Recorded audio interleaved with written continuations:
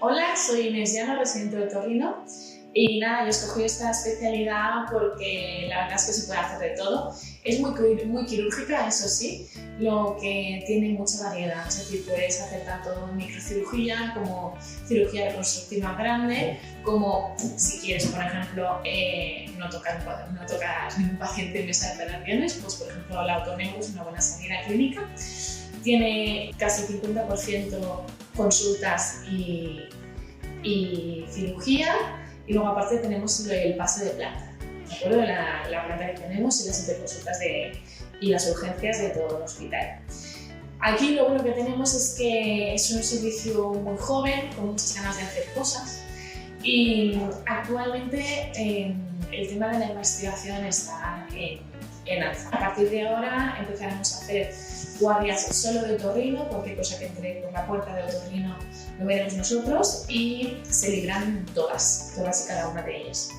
A nivel de formación, te fomentan mucho el ir a cursos, el ir a congresos, el hacer rotaciones externas, que de entrada ya tienes dos obligatorias, que son en cirugía general para hacer tiroides, que es una cosa que no hacemos nosotros, y en el clinic para hacer nariz, que son muy buenos en base de cráneo anterior, entonces vamos allá a formarnos un poco más.